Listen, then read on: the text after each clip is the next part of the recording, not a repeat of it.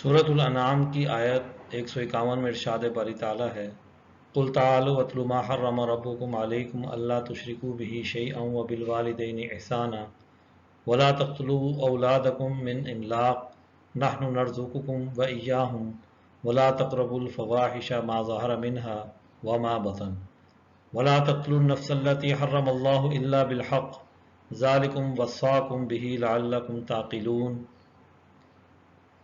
کہہ دیجئے، آؤ میں تمہیں سنا دوں جو تمہارے رب نے تم پر حرام کیا ہے، یہ کہ اس کے ساتھ کسی کو شریک نہ بناؤ، ماں باپ کے ساتھ نیکی کرو، اور تنگدستی کے سبب اپنی اولاد کو قتل نہ کرو، ہم تمہیں اور انہیں رزق دیں گے، اور بے حیائی کے ظاہر اور پوشیدہ کاموں کے قریب نہ جاؤ، اور ناحق کسی جان کو قتل نہ کرو جس کا قتل اللہ نے حرام کیا ہے۔ اللہ تمہیں یہ حکم دیتا ہے تاکہ تم سمجھ جاؤ۔ یہ احکامات الہی جب سے وحی کا آغاز ہوا، اس وقت سے یہ احکامات تمام شریعتوں کے اندر موجود ہیں۔ سب سے بنیادی اور اہم چیز یہ ہے کہ اللہ کے ساتھ کسی کو شریک نہ ٹھہرائیں،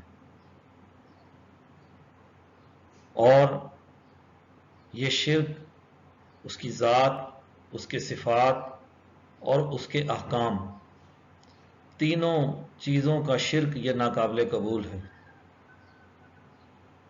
شرک معاشرے کے اندر تقسیم پیدا کرتا ہے، عبادت کے کئی سارے مراکز بنا دیتا ہے، جس سے معاشرہ انتشار کا شکار ہو جاتا ہے۔ اس کے مقابلے میں جو انسان توحید پر ایمان لے کر آتا ہے، اللہ کو ایک مانتا ہے، تو وہ پورے معاشرے کو ایک مانتا ہے کہ یہ پورا معاشرہ اسی خدا کا پیدا کرتا ہے، اس لیے وہ اس پورے معاشرے کی وحدت کا قائل ہو جاتا ہے اور پوری سوسائٹی کے اندر انتشار ختم ہو جاتا ہے۔ شرک کے بعد دوسری چیز یہ ہے کہ اللہ کو جب ہم ایک مانتے ہیں تو اللہ کا جو حکم یہ کہ شرک نہ کیا جائے، تو پھر اگلا جو سب سے اہم حکم ہے وہ والدین کے ساتھ حسن سلوک ہے۔ یہ معاشرے کی سب سے بنیادی اکائی ہے۔ معاشرہ گھر سے بنتا ہے، ایک فرد پھر دو افراد مل کر گھر بناتے ہیں، اور کئی گھر مل کر ایک شہر کی تشکیل کرتے ہیں، اور پھر یوں پورا معاشرہ وجود میں آتا ہے۔ تو یعنی والدین اور اولاد کا جو باہمی تعلق ہے، یہ اس معاشرت کی سب سے بنیادی اکائی ہے۔ اب یہاں پر یہ کہا گیا کہ اپنے والدین کے ساتھ حسن سلوک سے پیش آؤ، اور والدین سے کہا گیا کہ وَلَا تَقْتُلُوا أَوْلَادَكُمْ مِنْ إِمْلَاقٍ، کہ وہ اپنی اولاد کو اس خوف سے قتل نہ کریں کہ وہ ان کو رزق کہاں سے کھلائیں گے۔ معاشرے کے اندر ایک عمدہ معاشی نظام کا ہونا یہ بہت ضروری ہے۔ اس لیے جب بھی کسی بھی معاشرے کے اندر جو وسائل رزق اللہ تعالیٰ نے رکھے ہیں، اور وہ تین طرح کے وسائل رزق ہیں، زراعت، صنعت، تجارت، اور جو باقی چیزیں ہیں وہ ان تینوں سے جڑی ہوئی ہیں، چاہے وہ خدمات کے نام سے ہوں یا کوئی اور چیز کے عنوان سے ہوں، وہ ساری چیزیں ان بنیادی معیشتوں سے جڑی ہوئی ہیں۔ اب یہ وسائل اللہ تعالیٰ نے پوری دنیا کے اندر بسنے والے انسانوں کے لیے ان کے خطوں کے اندر رکھے ہیں۔ کسی کے لیے زراعت، زرعی خطہ رکھا، کسی کے لیے معدنیات رکھیں، غرض ہمیں مختلف قسم کی چیزیں وہاں پر نظر آتی ہیں۔ اور پھر اسی طرح جس کے پاس یہ چیزیں نہیں ہیں، وہ تجارت کو اپنا پیشہ اپنا کر جو ہے اپنے رزق حصول کر سکتا ہے۔ تو اللہ تعالیٰ نے یہ سارے وسائل رزق رکھے، ضرورت ہے کہ انہیں استعمال میں لایا جائے، انسان اپنے اس رزق کو تلاش کرے۔ تو اسی لیے یہ جو وسائل رکھے تو اللہ تعالیٰ نے کہا کہ نحن نرزقکم وإیاہم، ہم تمہیں بھی رزق دیں گے اور ہم تمہاری اولادوں کو بھی رزق دیں گے۔ اور یہ سلسلہ آدم علیہ السلام سے شروع ہوا، ابھی تک جاری ہے اور قیامت تک جاری رہے گا۔ زمین کے پوشیدہ خزانے وہ انسانوں کی رزق کا سامان کرتے رہیں گے۔ اور پھر اس کے بعد کہا کہ جو اگلا عمل ہے ولا تقربوا الفواحش، جو فحش چیزیں ہیں، بے حیائی کی چیزیں ہیں، جو ما ظاہر منہا، جو ظاہری طور پر ہیں یا ظاہری کاموں میں ہیں، وما بطن، اور جو پوشیدہ کاموں میں ہیں، ان کے قریب مت جاؤ۔ دیکھیے فحاشی کسی بھی چیز کے اندر ہو وہ ایک برا عمل ہے۔ ہمارے یہاں پر فحاشی کو چند چیزوں کے ساتھ جوڑ دیا گیا۔ بنیادی طور پر فحاشی قانون کو توڑنے کا نام ہے۔ کسی بھی چیز کے اندر کوئی قانون توڑ دیا جائے تو ہم اس کے بارے میں کہتے ہیں یہ بڑا بے حیا فرد ہے، اس کو حیا نہیں۔ اب حیا کا تعلق محض اس بات سے نہیں کہ ہم یہ اس کی کوئی خاص شکل متعین کر دیں کہ جی یہی شکل ہے، جو شکل ہمارے ذہن میں بھی ہے کہ ہم یہ کہتے ہیں کہ اگر ایک مرد اور عورت کا رشتہ بغیر کسی معاہدے کے قائم ہو گیا تو یہ فحاشی ہے۔ بے شک یہ فحاشی ہے، لیکن اس میں بھی بنیادی وجہ یہ ہے کہ انہوں نے اس کے لیے معاہدہ نہیں کیا۔ معاہدہ نکاح کے ساتھ اگر ایک مرد اور عورت کا رشتہ قائم ہو تو وہ سوسائٹی کے اصولوں کے مطابق ہے اور وہ فحاشی کے زمرے میں نہیں آتا۔ اور اگر یہی رشتہ، یہی تعلق بغیر معاہدہ نکاح کے ہو، معاشرے کا جو قانون طے ہے اس کو چھوڑ کر ہو، تو اس کو ہم بے حیائی کہتے ہیں۔ تو اس کا مطلب بنیادی چیز یہ ہے کہ جو چیز قانون کے دائرے سے ہٹ کر ہوگی، قانون کو توڑ کر ہوگی، وہ بے حیائی ہے۔ اب یہ بے حیائی چاہے سیاست کے اندر ہو، چاہے معیشت کے اندر ہو، چاہے تجارت کے اندر ہو، جہاں پر بھی الہی قوانین کو، معاشرتی قوانین کو، انسانوں کے درمیان جو مسلمہ قوانین ہیں ان کو توڑا جائے گا تو وہ فحاشی ہے۔ اور پھر کہا گیا ولا تقتلوا النفس التي حرم اللہ الا بالحق، اور کسی جان کا ناحق قتل نہ کرو، اپنے ذاتی مفادات کے لیے، ذاتی فائدے کے لیے، معاشرے کے اندر دھاک بٹھانے کے لیے، دہشت گردی کے عنوان سے، کسی بھی عنوان سے معاشرے کے اندر کسی جان کا قتل کرنا یہ اللہ نے حرام قرار دیا، مگر حق کے ساتھ کہ ایک ریاست ہے، وہ ریاست اپنا فیصلہ کرتی ہے کہ یہ شرپسند لوگ ہیں، ان سے نبٹنے کی ضرورت ہے، تو یہ ایک حق کے ساتھ حق پر رہ کر لڑنا ہے۔ اسی طرح اگر کوئی کسی کا قتل کر دیتا ہے اور قصاص کے اندر وہاں پر ریاست فیصلہ کرتی ہے کہ اس سے قصاص لیا جائے گا، اس قصاص میں اس کا قتل کیا جاتا ہے، یہ بھی حق ہے۔ تو ناحق کسی کا قتل کرنا وہ جائز نہیں ہے۔ ذالکم وصاکم، اللہ تعالیٰ تمہیں ان کاموں کی وصیت کرتا ہے، لعلکم تعقلون، تاکہ تم سمجھ جاؤ۔ دیکھیے معاشرہ اگر قانون پر چلتا ہے، اصولوں پر چلتا ہے، تو پھر معاشرے کے اندر انتشار پیدا نہیں ہوتا، معاشرے کے اندر انارکی پیدا نہیں ہوتی۔ اور جب یہ چیزیں ہم چھوڑ دیتے ہیں اس سے معاشرے کے اندر انارکی پیدا ہو جاتی ہے۔ اگر گھر کے اندر والدین اور اولاد کا تعلق خراب ہو جائے تو پھر گھرانہ بکھر جاتا ہے۔ جب گھرانہ بکھر جاتا ہے جس پر پوری معاشرت استوار ہے تو اگلے درجے کے اندر پورا معاشرتی نظام بگاڑ کا شکار ہو جاتا ہے۔ تو اس لیے اللہ تعالیٰ کے دیے گئے تمام قوانین پر عمل کرنا یہ سب سے بنیادی اور اہم چیز ہے۔ آیت 152 میں ہے وَلَا تَقْرَبُوا مَالَ الْيَتِيمِ إِلَّا بِالَّتِي هِيَ أَحْسَنُ حَتَّى يَبْلُغَ أَشُدَّهُ وَأَوْفُوا الْكَيْلَ وَالْمِيزَانَ بِالْقِسْطِ لَا نُكَلِّفُ نَفْسًا إِلَّا وُسْعَهَا وَإِذَا قُلْتُمْ فَاعْدِلُوا وَلَوْ كَانَ ذَا قُرْبَىٰ وَبِعَهْدِ اللَّهِ أَوْفُوا ذَلِكُمْ وَصَّاكُمْ بِهِ لَعَلَّكُمْ تَذَكَّرُونَ۔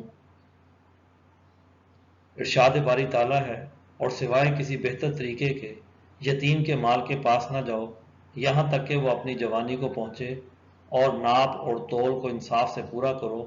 ہم کسی کو اس کی طاقت سے زیادہ تکلیف نہیں دیتے، اور جب بات کہو تو انصاف سے کہو، اگرچہ رشتہ دار ہی ہو۔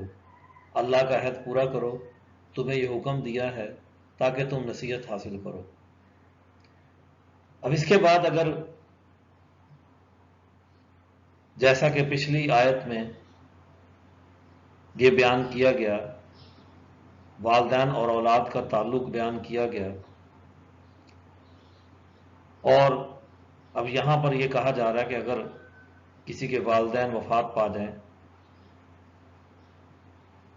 اور پھر وہ اپنا مال چھوڑ کر جائیں تو یہ مال ان یتیموں کا ہے، تو اس مال کے قریب مت جاؤ سوائے اس کے کہ اس کا کوئی بہتر طریقہ بناؤ، کہ اگر وہ یتیم بہت کمزور ہے تو پھر اس کو کسی بہتر مصرف میں لے کر آئیں اور پھر اس سے اتنا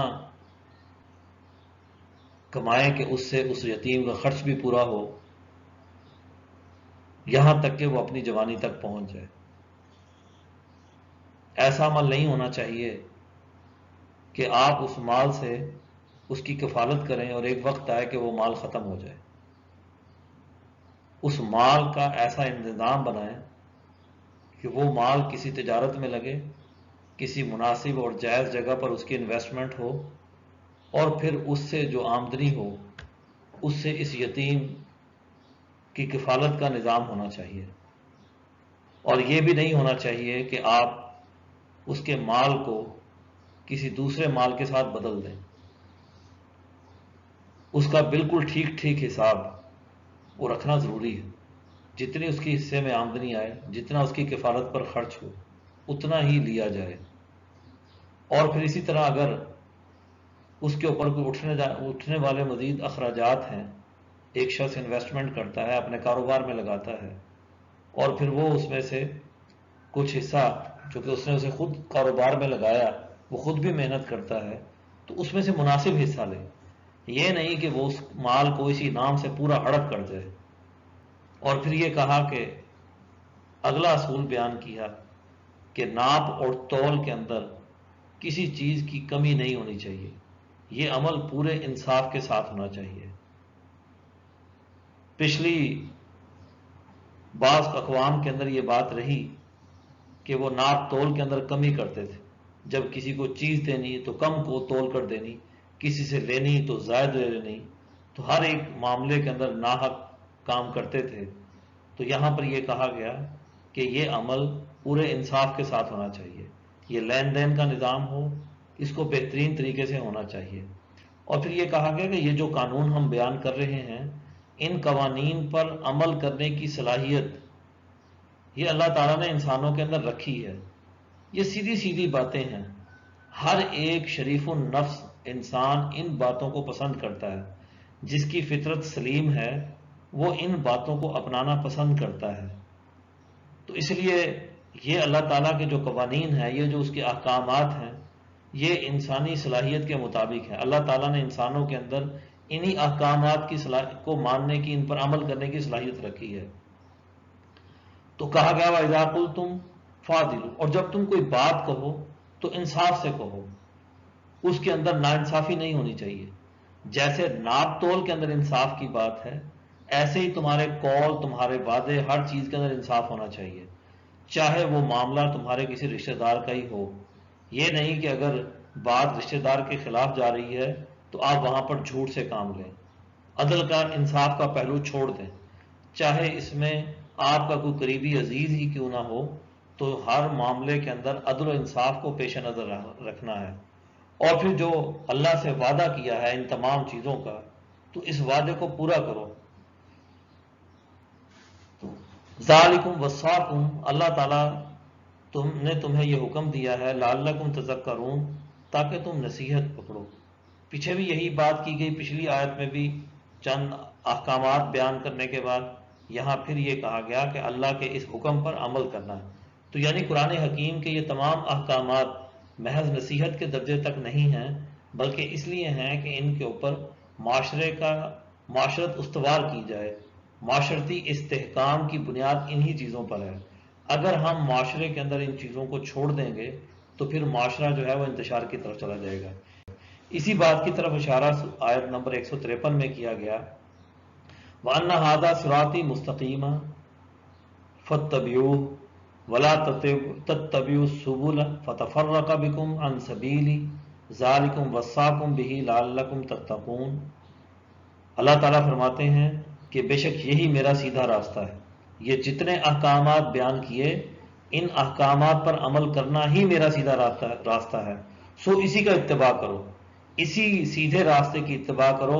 کسی اور راستے پر چلو گے تو تمہارے لیے کسی طور بھی فلاح نہیں ہے، تمہاری معاشرت بگڑ جائے گی۔ آج ہم دیکھتے ہیں کہ ہم نے ان اصولوں کو چھوڑ دیا تو آج ہماری معاشرت جو ہے وہ بگڑ گئی۔ ایک دوسرے سے ہمارا تعلق، رشتہ وہ عدل و انصاف کی بنیاد پر نہیں ہے، ہمارے دلوں کے اندر وہ کھوٹ موجود ہوتا ہے، اپنا ذاتی مفاد موجود ہوتا ہے، ڈنڈی مارنے کا عمل ہماری پوری معاشرت کے اندر پایا جاتا ہے۔ آج چاہے وہ کاموں کے اندر ہو، چاہے مالوں کے اندر ہو، چاہے وہ نیتوں کے اندر ہو، تو وہ ہر جگہ موجود ہوتا ہے، جس کی وجہ سے آج ہماری معاشرت انتشار کا شکار ہے۔ تو ہم نے جب پہلی سورت قرآن حکیم کی پڑھی تو وہاں اللہ تعالیٰ سے ہم نے دعا مانگی، اہدنا الصراط المستقیم، کہ یا اللہ ہمیں سیدھے راستے کی ہدایت عطا فرما۔ ہم نے وہاں پر یہ دعا مانگی تو ان آیات کے اندر اللہ تعالیٰ نے سیدھا راستہ بتایا کہ سیدھا راستہ کیا ہے۔ شرک نہ کرنا سیدھا راستہ ہے، والدین کے ساتھ حسن سلوک کرنا سیدھا راستہ ہے، اولاد کو کے لیے جو ہے رزق کے وسائل مہیا کرنا سیدھا راستہ ہے، معاشرے کے لیے رزق کے وسائل فراہم کرنا سیدھا راستہ ہے، ایک دوسرے کی جان کی حرمت قائم کرنا سیدھا راستہ ہے، یتیم کے مال کی حفاظت کرنا سیدھا راستہ ہے، ماب تول کو درست انداز سے کرنا، اس کے اندر انصاف کا عمل اپنانا، یہ سیدھا راستہ ہے، عدل کرنا سیدھا راستہ ہے، سچ بولنا سیدھا راستہ ہے، وعدے کو پورا کرنا سیدھا راستہ ہے۔ تو اللہ تعالیٰ نے سیدھے راستے کو وضاحت کر دی اور یہ کہا کہ دوسروں کے راستے پر مت چلو۔ اب دوسروں کا راستہ کیا ہے کہ آپ احکامات الہی کو چھوڑ کر انسانوں کے ہاتھوں کے بنائے ہوئے قوانین پر عمل کرنا شروع کر دیں، تو یہ دوسرا راستہ ہے۔ ظاہری بات ہے کہ جو قوانین انسانوں کے ہاتھوں کے بنائے ہوئے ہوتے ہیں اس میں انسانی مفادات وابستہ ہوتے ہیں، انسانوں نے اپنے اپنے مفادات، گروہی مفادات، قومی مفادات کے تحت ایک دائرے کے اندر بند کر کے وہ چیزیں بنائی ہوتی ہیں جس سے پوری انسانیت کا مفاد وابستہ نہیں ہوتا۔ ایک خاص گروہ، ایک خاص طبقے، ایک قوم کے اندر بھی ایک خاص طبقے کا مفاد وابستہ ہوتا ہے، نام قومی مفاد لیا جاتا ہے لیکن اس کے اندر بھی ایک خاص طبقے کا مفاد وابستہ ہوتا ہے۔ تو اس لیے یہاں پر کہا گیا کہ یہ جو اللہ کا راستہ ہے یہی صراط مستقیم ہے، یہی سیدھا راستہ ہے، اس کو اپناؤ، اور دوسرے راستے پر چلو گے تو پھر تو وہ تمہیں دوسروں کے راستے جو ہے وہ اللہ کے راستے سے تمہیں ہٹا دیں گے۔ تو ذالکم وصاکم، یہ تینوں آیات کے اندر وصاکم کی بات کی گئی کہ اللہ نے تمہیں یہ حکم دیا ہے۔ اب یہاں پر کہا گیا لعلکم تتقون، تاکہ تم پرہیزگار بنو۔ تقوی اسی چیز کا نام ہے کہ ان اصولوں پر عمل کیا جائے، تقوی اس کے علاوہ اور کچھ نہیں، تقوی معاشرے سے کٹنے کا نام نہیں، تقوی ان احکامات پر عمل کر کے معاشرے کے اندر زندگی گزارنا تقوی ہے، اور اس زندگی کو گزارنے والے کو متقی کہتے ہیں۔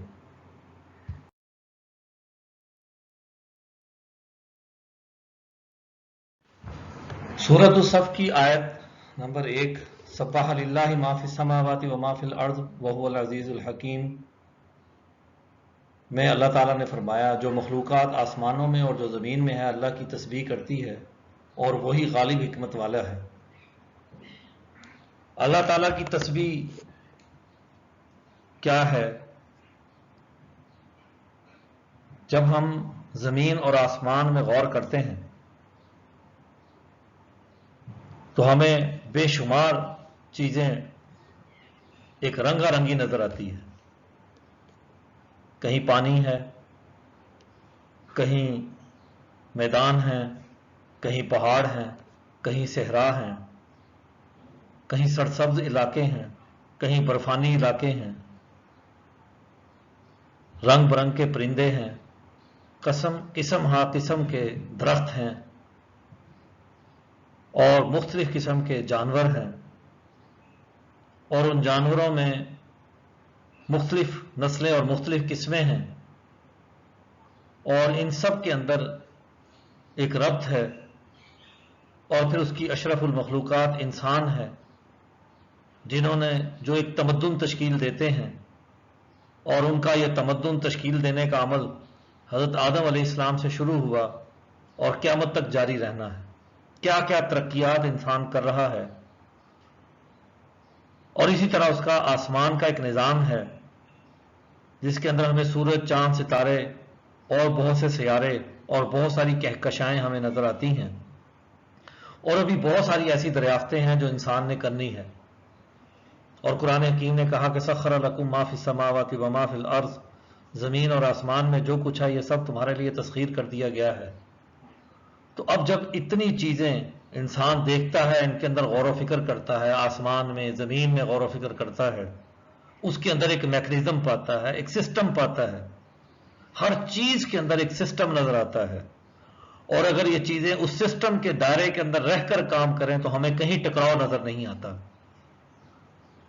تو اس طرح اس بہترین نظام پر جب انسان غور اور فکر کرتا ہے تو انسان کا دل خود ہی اس طرف راغب ہوتا ہے کہ اس اللہ کی حمد و ثنا بیان کرے، اس کی تسبیح پڑھے، اس کا ذکر کرے، اور یقیناً اس پوری دنیا کے اندر، اس کائنات کے اندر اگر کوئی چیز کار فرما ہے تو وہ غالب العزیز ہے، اس کا غلبہ ہے، اور اگر کوئی چیز، کوئی حکمت غالب ہے تو وہ الحکیم ہے، اسی کی حکمت اس پوری دنیا کے اندر کار فرما ہے۔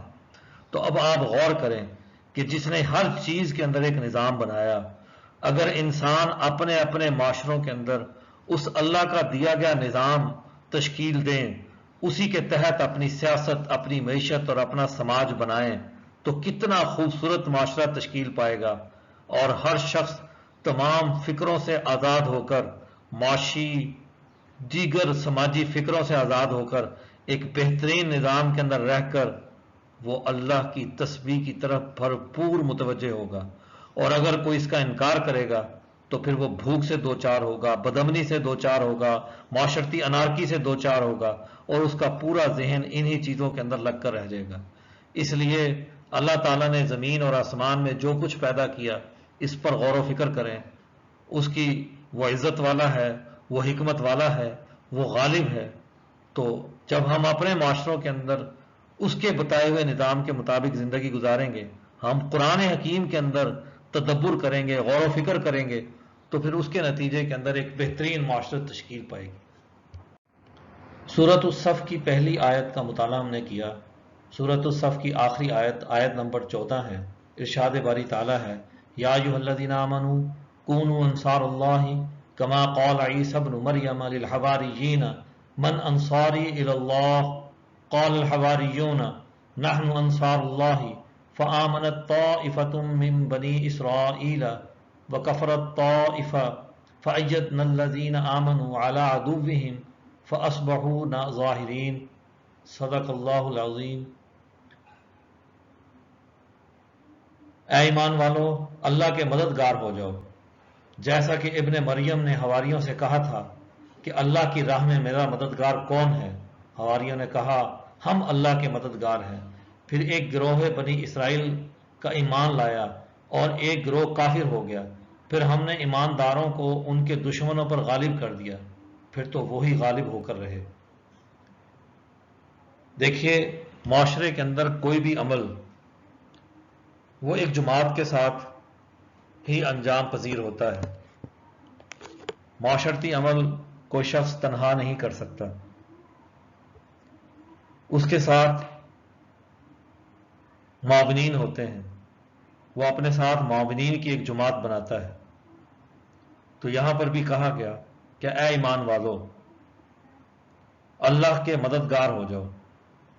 اور اللہ کے مددگار ہونے سے کیا مراد ہے، اس کی مثال دی، کیونکہ قرآن حکیم پچھلی تمام انبیاء کی تعلیمات کا تسلسل ہے، پچھلی تمام کتابوں کا تسلسل ہے، پچھلے تمام انبیاء کے پر جو وحی نازل ہوئی، جو پیغامات اللہ کی طرف سے آئے، اس کا تسلسل ہے۔ اس لیے قرآن حکیم تمام کتابوں کی تصدیق کرتا ہے، اور جو تحریفات انہوں نے کی اس کا انکار کرتا ہے۔ تو قال کہا گیا کہ قال عیسی کما قال عیسی ابن مریم، کہ جیسا کہ حضرت عیسیٰ علیہ السلام جو حضرت مریم کے بیٹے ہیں، انہوں نے حواریوں سے کہا تھا کہ اللہ کی راہ میں میرا مددگار کون ہے، جیسے، اور ان میں سے پھر حواریوں کا ایک حصہ، ایک جماعت حواریوں کی انہوں نے کہا کہ ہم اللہ کے مددگار ہیں. پھر ایک گروہ بنی اسرائیل کا ایمان لایا اور ایک گروہ کافر ہو گیا. حضرت عیسیٰ علیہ السلام کی یہ تعلیمات بنی اسرائیل کے لیے تھی. بنی اسرائیل جو موسیٰ علیہ السلام کی شریعت پر عمل کرنے والی تھی اور پھر وہ بکھر گئی، تو اللہ تعالیٰ نے عیسیٰ علیہ السلام کے ذریعے ان کو اکٹھا کیا، ان کی تربیت کی، انہیں دوبارہ اس طرح متوجہ کیا کہ وہ معاشرے کے اندر حق کا نظام غالب کرنے کے لیے آگے بڑھیں. تو پھر اس میں سے بنی اسرائیل کے ایک گروپ تو اس میں سے ایمان لے آیا، جس کا تذکرہ یہاں حواریوں کے حوالے سے. وَكَفَرَتْ طَائِفَةٌ، اور دوسرے گروہ نے انکار کر دیا.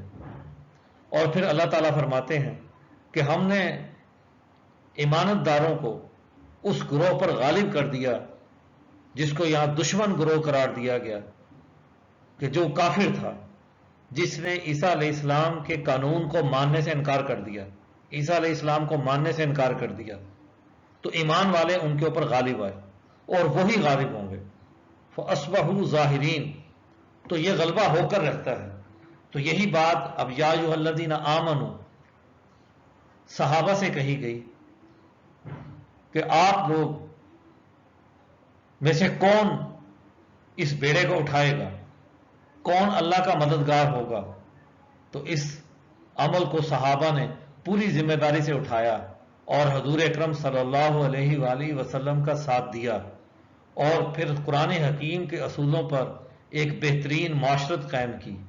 اور پھر معاشرے کے اندر جو گروہ کمزور تھے ان کا ساتھ دیا، اور وہ کافر طبقہ جو اللہ کے احکامات کی جگہ اپنے احکامات کو معاشرے کے اندر نافذ کیے ہوئے تھا اور انسانی زندگی پر تنگی مسلط کی ہوئی تھی، تو ان کے اوپر غلبہ حاصل کیا.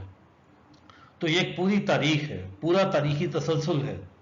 تو جو بھی آج بھی جو قرآن حکیم کے ماننے والے ہیں، تو قرآن ان سے ہی یہ مخاطب ہے کہ یا ایھا الذین آمنوا کونوا انصار اللہ، کہ آج بھی اس معاشرے کے اندر کون ہے جو اللہ کا مددگار ہوگا اور قرآن حکیم کی ان تعلیمات کو سیکھ کر معاشرے کے اندر جو ہے اس کا نظام قائم کرنے کے لیے غور و فکر کرے گا.